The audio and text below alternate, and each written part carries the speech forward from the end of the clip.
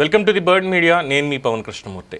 ఒకసారి ఈ రెండు ఫోటోల్ని కూడా క్లోజ్గా అబ్జర్వ్ చేయండి. రెండు డిఫరెంట్ సంఘటనలు. ఒకటి అమరావతిలో సిఆర్డిఏ భవన నిర్మాణానికి సంబంధించినటువంటి ఓపెనింగ్.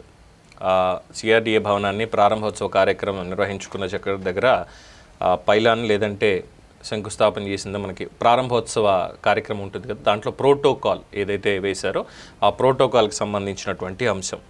పేర్లు ఎవరు వేశారో అనేది చూస్తే Nara Chandrababu Naidu chief minister of Andhra Pradesh, Shri Ponguru Narayana municipal minister, Pemmasani Chandrasekhar MP and సహాయ మంత్రి కేంద్రం, శ్రీ నారా లోకేష్ ఆంధ్రప్రదేశ్ మంత్రి, కందుల దుర్గేష్ ఆంధ్రప్రదేశ్ మంత్రి, నాదండ్ల మనోహర్ ఆంధ్రప్రదేశ్ మంత్రి, తెనాలి శ్రవణ్ కుమార్ ఎమ్మెల్యే. వీళ్ళ పేర్లు ఇందులో వేశారు. ఇందులో మరి ఎక్కడ పవన్ కళ్యాణ్ గారి పేరేది?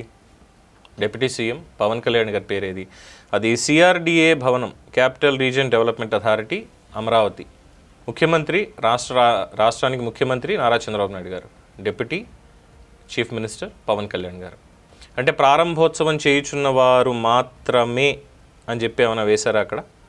దానికి సంబంధించిందనా? మరి ఎందుకు అంటే ఇది అధికారుల అలసత్వం అనుకోవాలి. పోనీ ఇదేమన్నా ప్రైవేట్ కార్యక్రమం అనుకుందాం అంటే పైన చాలా స్పష్టంగా ఆంధ్రప్రదేశ్ రాష్ట్ర రాజముద్ర అనేది కనిపిస్తోంది. ఇనాగరేటెడ్ బై అని చెప్పని అన్నారు.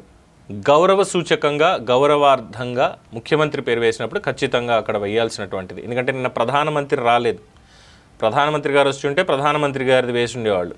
అలాగే కింద ఐఏఎస్ అధికారులకు సంబంధించినటువంటి దాంట్లో ఐఏఎస్ అధికారులతో కూడా ఇక్కడ ఏం కనిపించడం లేదు. అంటే ఇది ప్రోటోకాల్ పాటించకపోవడం అనాలా, లేదంటే అగౌరవపరచడం అని అనుకోవాలా? ఇది ఎవరు చెప్పారు?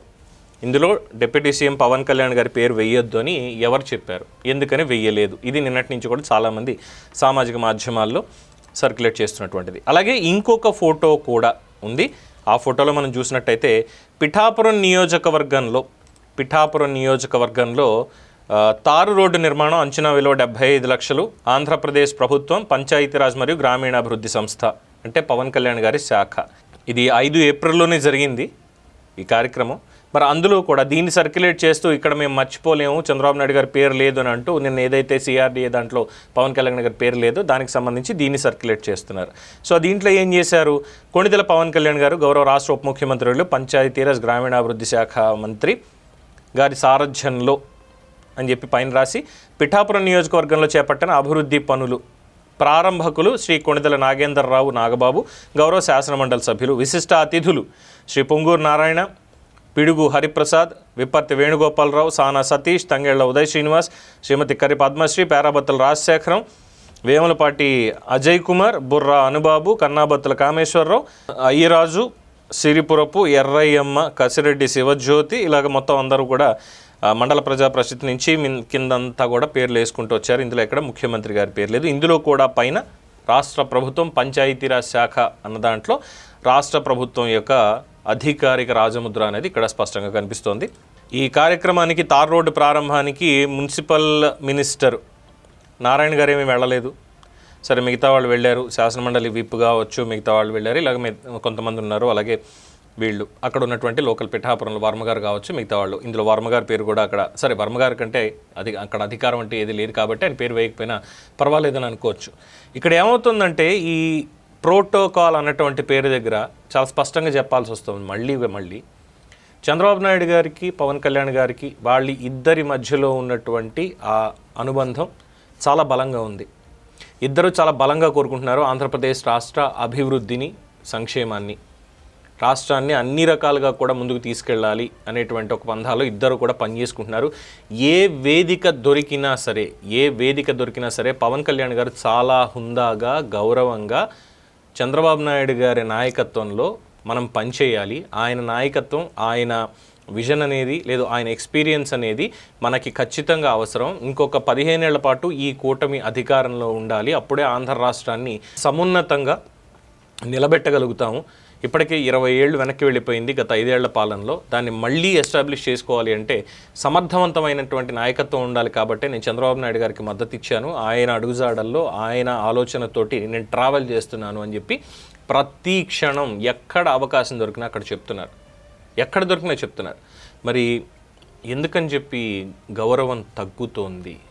వాళ్ళిద్దరి మధ్యలో చంద్రబాబు నాయుడు గారికి లేదు పవన్ కళ్యాణ్ గారికి వారిద్దరి మీద ఉన్నటువంటి గౌరవంలో ఎక్కడా తేడా లేదు. ఇద్దరికిద్దరు పరస్పర గౌరవం ఇచ్చుకుంటున్నారు. కానీ కిందకు వచ్చేసరికి మరి ఎందుకని మున్సిపల్ శాఖ అధికారులు కావచ్చు, మిగతా వాళ్ళు కావచ్చు, ప్రోటోకాల్ ఎందుకని చెప్పి పాటించలేదు? అంటే నిన్న పవన్ కళ్యాణ్ గారికి CRDA భవనానికి సంబంధించి ఆయనకి ఆహ్వానం అందలేదా?